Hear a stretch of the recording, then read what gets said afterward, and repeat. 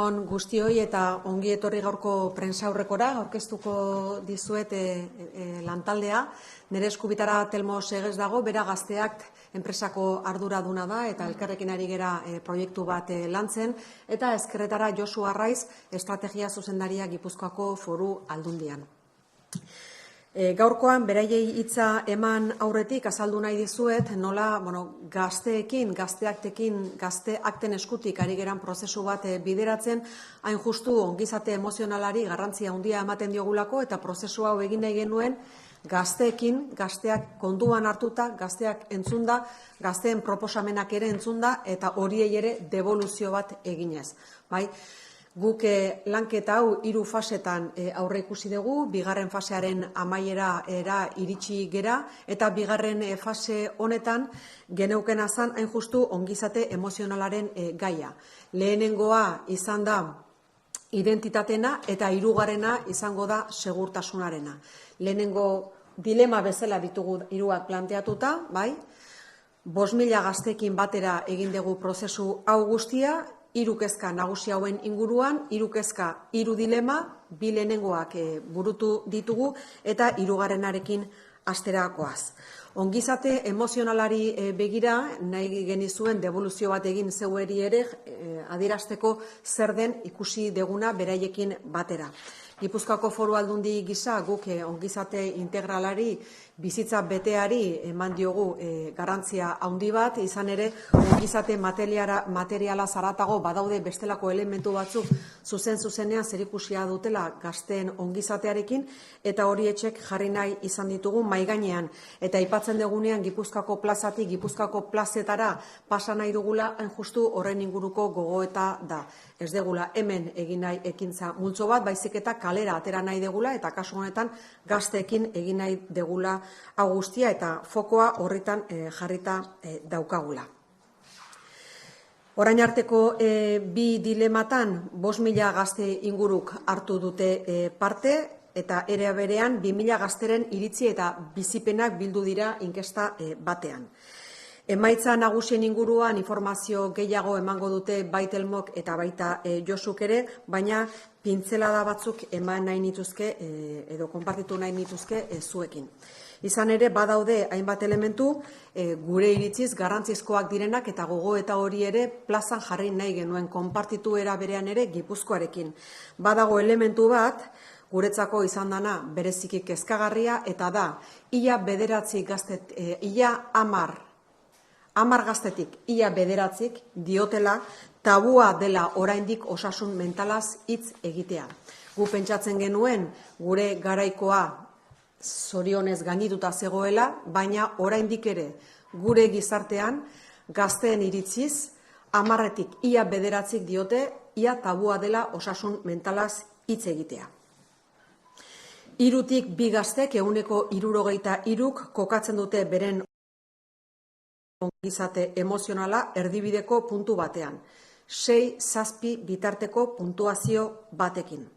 Eta soilik 4% dio maila oso altu bat ematen diola, edo puntuazio oso altu bat ematen diola bere ongizate emozionalari.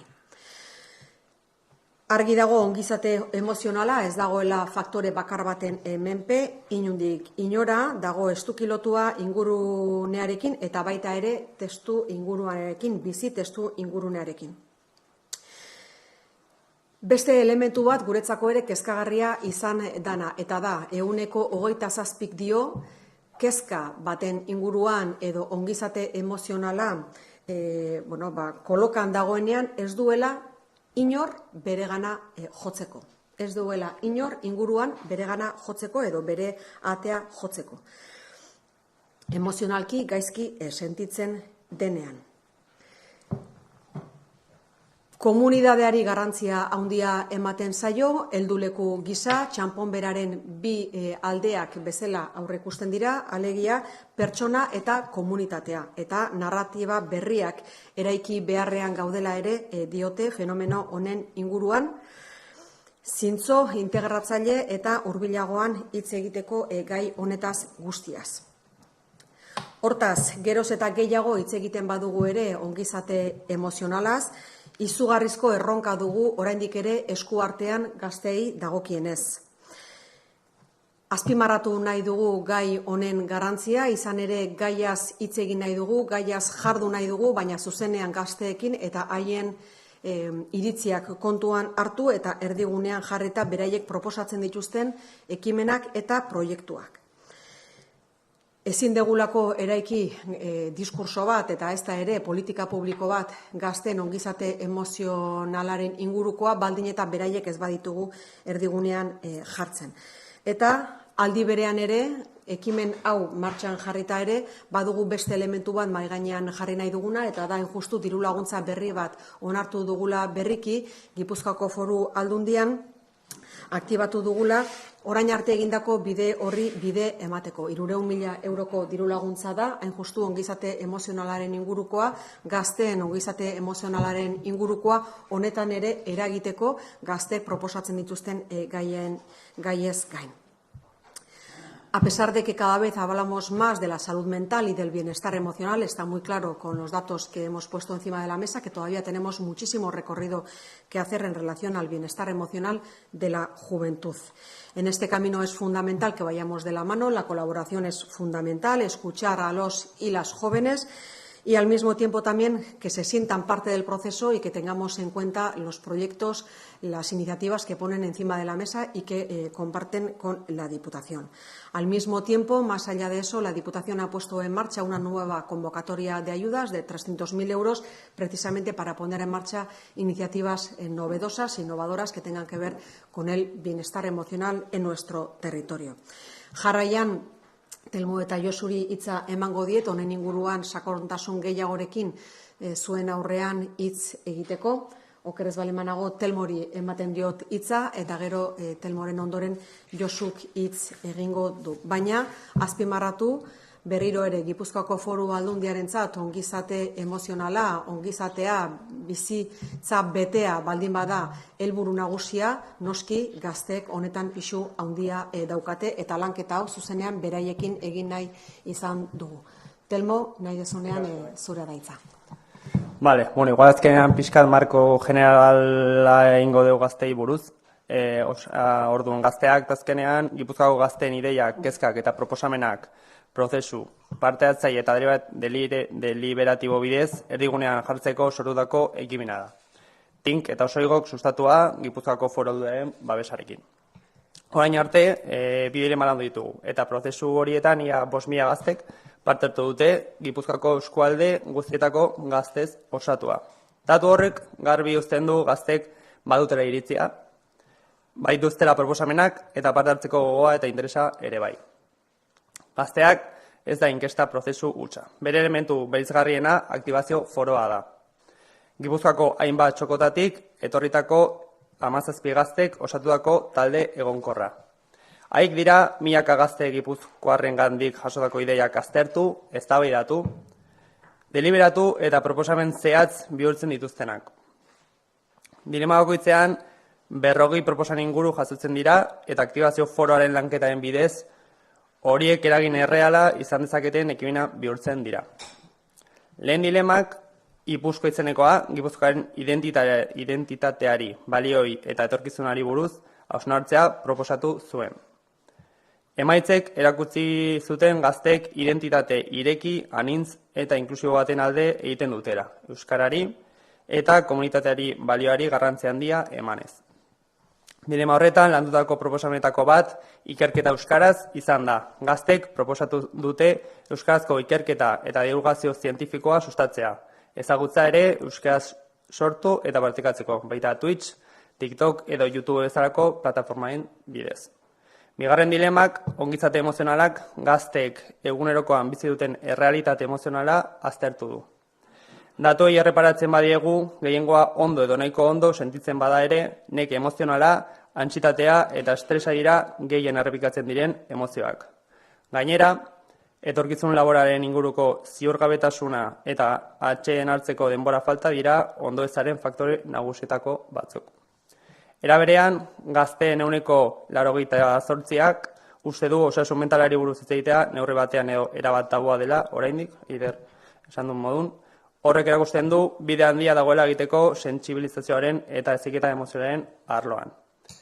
Dilema hontan sortutako proposamen interesgarrienetako bat Wellfest da. Gazteei zuzendutako jaurnaldia, ariketa fisikoaren bidez ongizate emozionala eta osasun mentala sustatzea helburu duen jardunaldia. Bi adibide hauek erakusten dute gazteak ez dela gazteen iritzia jasotzeko espazio bat bakarrik. Gazteen ideiak proposamen erreal bihurtzeko tresna ere bada eta horretan aktibazio foroak funtsezko zeregina betetzen du. Eta prozesuak aurrera jarraitzen du. Duela gutxi, segurtasuna eta babesa dilema jarri dugu martxan. Eta ondoren, laugarren eta azken dilema etorriko da. Helburua da, Gipuzkoako gazteen kezkak, lehentasun eta proposamen nagusiak identifikatzea, eta horiek erakundeetara eramatea, foro egituratu eta permanente baten bidez. Amaitzeko, mezu argi batekin geratu nahi genuke. Gaztek ez dute etorkizunari buruz hitz egin nahi bakarrik. Etorkizuna, eraikitzen parte hartu nahi dute. Gazteak horretako espazioa izaten ari da, eta orain arteko parte hartzeak erakusten du Gipuzkoako gazteria prest dagoela bere ahotsa entzunarazteko eta lurraldearen etorkizuna eragiteko. Eskerrik asko eta orain Josune bati gaitza. Eskerrik asko, Telmo. 8 hilabete daran batzagu gazteak martxan ipini genunetik, dakizunez 2025ko urrian abiarazi gendun ekimen hau, Tink Osoigo eta Aldundian aldetik bultzatutakoa, eta esan dezakegu emaitza oso aberasgarriak ikusi ditugula azkenengo 8 hilabete hauetan, ez? Esan bezala 3 erronka ipini ditugu gaur egun, ipini ditugu mahai gainean, lehenengoa 1000 urtekoa baliatuz, Gipuzkoako identitate berrien inguruko dilema planteatu genuen, eta gaur gatoz, bigarren dilema honen aurkezpena egitera, ez? Ondo esan bezala, bigarren dilema hau, gazteen ongizate emozionaleko eta osasun mentaleko dilema da, ez? Eta, ekimen honen bitartez, egia da, 2000 gazteri galdetu zaiela beraien ongizate emozionalan inguruan, datuak zuen esku dazkazuen moduan ikusi zenitzakete erantzunak, eta ondoren hainbat ekimen edo proiektu desberdin sustatu dira, aktibazio foro horren bitartez, eta oin guri dagokigun neurri baten, bertan ateratako ondorio hoiei erantzuna ematea eta hoiei bide ematea, ez? Eta zentzu hortan ere bai, aurkezten dugu gaur, Gipuzkoa taldeaneko diru laguntza deialdi berria, hau ez? Eiderrek ondo esan dugun bezala, plan estrategikoan, Gipuzkoako Foru Aldundiko plan estrategikoan ongizate integrala dakagu ardatz moduan, eta bereziki arreta jartzen dugu hain zuzen ere gazteen ongizate emozionalari eta osasun mentalean, ez? Arreta berezia jartzen dugu, izan ere, haurtzaroa eta nerabezaroa diralako arrisku handiko aldiak edo etapak, osasun mentaleko arazoi dagokionez, eta danok ikusten dugunez, pandemiaz geroztik, gaitz hauek areagotu egin dira, ez? Eta nerabezaroan esango nuke bereziki funtsezko etapa bat dela, etapa kritiko bat dela, hain zuzen ere ongizate mentaleko oinarrizko ohitura sozialak eta emozionalak garatzeko etapa bat da, eta zentzu honetan bere biziko garrantzia daukate gure entorno familiarrak, eskolarrak edo komunitarioak, ez? Eta hain zuzen ere, eragile desberdin hauek gazteengan izan dezaketen eragin hori dela eta diru laguntza deialdi honen bitartez sustatu nahi dugun hain zuzen ere hori da, ez? Eragile, erakunde desberdinen arteko lankidetzan oinarritutako proiektuak sustatzea. Udalak, erakunde desberdinak, ikastetxeak, bestelako elkarteak, guztiok elkarlanean aurrean daukagun erronka honi erantzun berriak eman ahal izateko, ez? Eta orain arte, azkenengo urte hontan, logika honi jarraituz 3 proiektu sustatu ditugu. Alde batetik sustatu dugu hain zuzen ere IKT-ak edo TIC teknologia berriak menperatuz, hau Irura eta Adunako Udalak Asmoz Fundazioarekin batera elkarlanean sustatutako proiektuak da. Hain zuzen ere, gazteen teknologia erabilera egokian ahalduntzea helburu dakana. Bestalde, sustatu dugu baita ere, Legazpiko gazten nerabeentzako laguntza emozionalerako zerbitzu berri bat. Kasu honetan, Legazpiko 550 gaztei, 12-17 urteko gaztei zuzendutako ekimena da, Legazpiko udala, Legazpiko ikastetxe eta musika eskolan artean landutako proiektua. Eta azkenik, Eibarren sustatu dugu 3. proiektu bat, kasu honetan DBGESA, Sociedad Deportiva Eibar eta Eibarko udalaren artean sustatutako proiektu bat. Kasu honetan ere bai, egoera zaurgarrian dauden, eta batez ere gazte migratzaileentan fokalizatzen den proiektu bat da, gazte hauen ongizate emozionala bideratzeko, kirola, kultura eta hizkuntza ardatz hartuta. Eta hildo hontan, beste proiektu edo ekimen berritzaile batzuk sustatzen ere jarraitu nahi dugu, eta zentzu hortan Iderrek ondo azaldu duen bezala, diru laguntza deialdi berri bat aterako dugu, edo martxan ja badakagu 300.000 euro bideratuko ditugu hain zuzen ere, ekimen berri hauek sustatzeko. Eta ekimen hauek bi berezitasun edo bi ezaugarri nagusi dauzkate. Alde batetikan edo bi balio hobetsiko ditugu. Alde batetikan udalak parte hartzen duten proiektuak. Uste dugulako udalak dirala herri mailan ekimen desberdinen konbergentzia ariketa hori sustatu dezaketen eragile nagusiak, eta zentzu hortan hobetsiko ditugu udalak parte hartzen dituzten proiektu desberdinak, eta batez ere gero 12 eta 17 urtetara bideratutako ekimenak. Lehen esan duten bezala, nerabezaroa eraldaketa handiko edo gure garapenean esan nahi berezia daukan etapa kritiko bat dalako, eta adintarte honetan ikusten dugulako hainbat trastorno garatzen direla, izan elikadurari lotutako trastornoak, trastorno obsesibo-kompulsiboak, pertsonalidadean edo trastorno konduktualak, eta zentzu hortan arreta berezi bat ipintzen dugu 12-17 urteko ekimenak sustatzeko. Eta esan bezala bi motatako proiektuak sustatuko ditugu. Alde batetikan proiektu berritzaileak, hau da, gaur egun berrikuntzan oinarritutako proiektuak, elkarlana oinarri hartuta, eta beste alde batetikan herri mailan martxan dauden proiektu edo ekimen desberdinen arteko konbergentzia ariketa hori bilatzen duten proiektuak, beste gobernantza eredu baten oinarritutako, ongizate emozionalera bideratutako proiektuak, Eta hau esan da, nik uste dut, argi askotan esan nahi dugu, Gipuzkoa komunitate izaera sendoa dakan lurralde bat dela, eta zentzu hortan bai gazteakten eskutik eta bai diru laguntza deialdi honen eskutik, hain zuzen ere bilatzen duguna hori da, partaidetza areagotzea, kasu honetan gazteekin partaidetza areagotzea, gure politika publikoak hobeagoak izan daitezen. Nire aldetik ez dago esateko beste ezer, lankidetza eskertzeaz gain, izan ere intensidade handiko lanketa da, eta egia esan, proposamenak ere politak izaten dira, beraien aldekoak, eta gure ustetan ere, ekarpena egingo diotenak lurraldeari. Hortik aurrera, erantzuteko edo galderaren bat izango bazenute, erantzuteko prest gaude hirurok.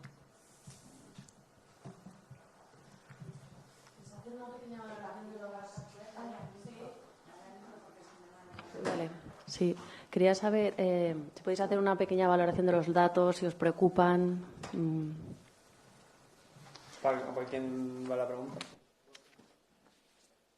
A Temo, por ejemplo. Vale, pues sí que hay cosas tanto sorprendentes, como comentaba desde el principio, que el hecho de que haya gente que todavía en generaciones jóvenes sigan teniendo este tema como tabú, pues significa que hay un gran camino por recorrer, ¿no? Independientemente de que entendemos que igual generaciones anteriores este tema no era tan interesante, sí que ha habido un boom y esperamos que ese boom no se quede en boom, sino que realmente se cree un camino sólido para que todas estas personas, sobre todo en los jóvenes, pues pueda desarrollarse ciertas emociones, ciertas actitudes que ayuden también a desarrollarse como personas para que la edad adulta pues no tenga ciertos problemas o que haya acarreado alguna otra consecuencia esto. Entonces, atajar el problema desde el principio, de este tipo de edades, desarrollar proyectos para ellos, juntar diferentes entidades, todo el sistema educativo también para que sea parte clave de todo este proceso, pues es importante, ¿no? Y entender también que hay diferentes capas de apoyo, ¿no? Pues una es el sistema educativo, otra es la familia y otros son los amigos, ¿no? Entonces, también independientemente de la persona hay que encontrar los huecos necesarios para que esos chavales y chavalas pues puedan encontrar soluciones o nuevos caminos para desarrollarse, como he dicho, mejor en este campo. Y luego hay otra, o sea, eso digamos como un poco malo negativo, pero a la vez hay temas positivos que es justamente el otro lado de la moneda, ¿no? Que se habla, que la gente cada vez es más consciente, que dentro de que la gente siente cierto cansancio, con algunos problemas de salud mental, pues que aún así hay mejora, hay actitud hacia adelante, entonces pues creemos que ese camino y cuanto más se trabaje y más se ponga en el foco este tema, pues mejor para todos, yo creo. Nik zehaztapen bat, txostenean nengo dela pentsatzen dut, baina 2000 inkesta horiek ze adintartetan egin dituzue? 18-30 arte.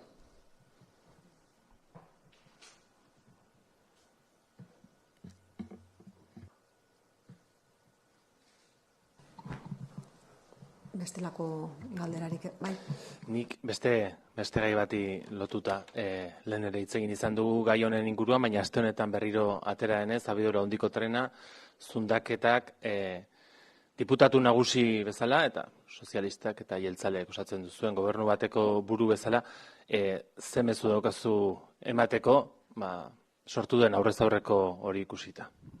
Egoki iruditzen bazaizu jakinda diputazioko ez den kide bat daukadala nere eskubitara eta errespetuz nahiago nuke hori beste formato batean erantzun, hau bukatuta, bai?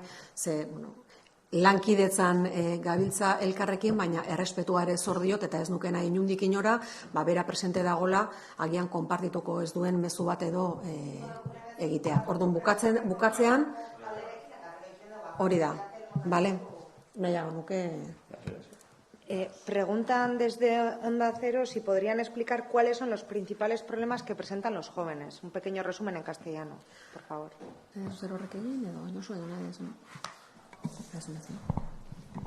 Bueno, los principales problemas que presentan los jóvenes, bueno, como bien ha comentado Telmo, por una parte tenemos los resultados de esta encuesta en la que se recogen, pues, sobre todo la imposibilidad o la falta de personas a las que por ejemplo, a la hora de necesitar hablar sobre situaciones de malestar que viven las personas o, bueno, un poco que de alguna forma esa percepción de que sigue siendo tabú hablar de salud mental, ¿no?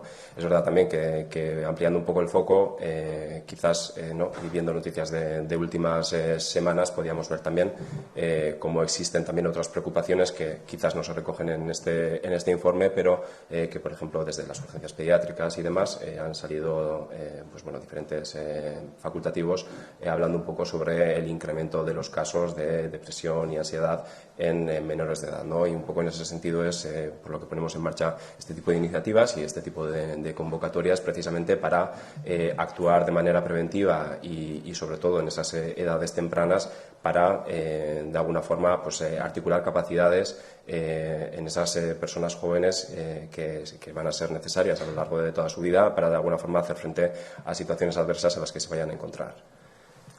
A mí una de las cosas que más me llama la atención, si les sirve, es, a pesar de que tenemos una juventud más conectada que nunca, cómo a día de hoy todavía la comunidad no les da el amparo suficiente a algunas personas que consideran que cuando tienen un problema de bienestar emocional no tienen a dónde ir. El 27% lo dice así, lo verbaliza así.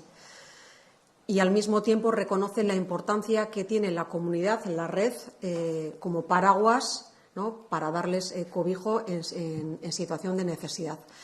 Yo creo que en un momento en donde bueno, pues tenemos más comunidades de todo tipo, incluso virtuales, echan en falta una comunidad, un entorno que les dé seguridad en un momento de, bueno, pues de bajón emocional. Yo, por añadir la última parte relacionada con eso, también salía de manera bastante potente la encuesta el hecho de gente que viene de fuera, ya pueda ser nacional o de otros países, el hecho de cómo se integra o cómo consigue ese círculo de amigos y está sin familiares para atacar este tipo de temas, ¿no? También es complicado.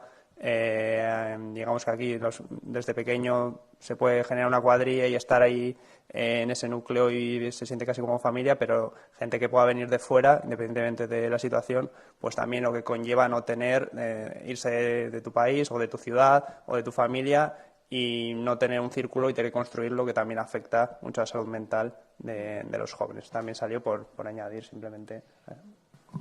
Y recogiendo lo que dice Telmo, ya uno de los temas que más llamaron, al menos mi atención, fue que consideraban que las cuadrillas, bueno, y eso es evidente en este territorio, somos un territorio de muchas cuadrillas, pero que las cuadrillas se consideran como algo prácticamente impenetrable y que bueno, y planteaban incluso fórmulas de proyectos que fueran abiertos, ¿no?, o muchas cuadrillas o a personas que no las tengan, o plantear incluso, bueno, algo mucho más abierto para que, bueno, las cuadrillas se puedan abrir también para la integración de personas que necesiten esa comunidad de amistad. A los jóvenes les ha tocado vivir un momento actual un poco convulso, con muchas dificultades que otras generaciones anteriores no nos hemos enfrentado. Se les ha preguntado en la encuesta sobre si situaciones como el cambio climático, los conflictos bélicos internacionales pueden estar afectando el surgimiento de los populismos, pueden estar afectando emocionalmente, les producen algún sufrimiento o alguna situación de malestar emocional. Justo ese tema sí que lo tratamos más, sobre todo en el primer dilema, que era el de Guipúzcoa a los 1000 años y un poco entender cuál iba a ser el futuro de lo que ven a ser los guipuzcoanos, la forma de ser, todos los valores que hemos tenido y que nos definen como territorio, ¿no? Pues cómo de cara a toda esta globalización, el impacto igual más cercano de lo que viene siendo el conflicto bélico, que igual a generaciones anteriores a las de mis padres, pues era, pues yo qué sé, pienso de lo que yo sé, pues en Reverte la 1 diciendo pues he estado en Eritrea porque la guerra no sé qué, igual es más lejano de lo que actualmente nosotros tenemos, que es todo el rato ver personas en cualquier sitio con el móvil grabando. Sí que no le hemos preguntado en este segundo porque ya se vio que uno de los problemas que siente la gente también de cara a política pues es obviamente pues que a nadie le gusta la guerra, pues el auge de populismos y de la extrema derecha, las complicaciones que tiene también para la juventud, porque a veces pues caen en un engaño bastante fácil y como pues de errores del pasado los jóvenes también tienen que aprender y entender que para construir un futuro de territorio pues no hay que dejarse engañar y entender las posibilidades que tenemos todos en conjunto, en comunidad, y sobre todo de vivir tranquilos y en paz, que es lo más importante para los jóvenes también, yo creo que para todo el mundo. Sí, bueno, una de las cosas que llamaron también la atención era, bueno, siendo el primer dilema, precisamente el de la identidad, era que nos decían no somos capaces de distinguir qué es verdad de toda la información que tenemos a disposición y de toda la información que consumimos diariamente. Recibimos muchísimos inputs a lo largo del día y no sabemos qué es verdad y qué es mentira. No se ha hablado en ningún momento de una diferenciación, preocupación chico-chica. Imagino que no se ha hecho distinción en este aspecto, ¿verdad? No, bueno, es verdad que los resultados no se han desagregado por sexo, pero es verdad que sí que, bueno, a la hora de hacer la encuesta es uno de los factores a tener en cuenta. Pero bueno, en la demostración, digamos, o en lo que se recoge en el informe y los datos generales, no, o sea. Eso es lo único que sí que ha habido más respuestas por parte de mujeres que de hombres, eso sí que lo tenemos identificado, pero no había un análisis muy profundo en temas para despegar el sexo y las respuestas de cada uno. Es verdad que luego también los procesos dentro de la adolescencia se dan en diferentes etapas dentro de las mujeres y los hombres. Ciertos trastornos que se dan, como decía, entre los 12 y 17 años, sobre todo se adelantan en el caso de las mujeres, como pueden ser los trastornos de la conducta alimentaria o los que pueden ser trastornos de otro tipo, ¿no?, de personalidad y demás.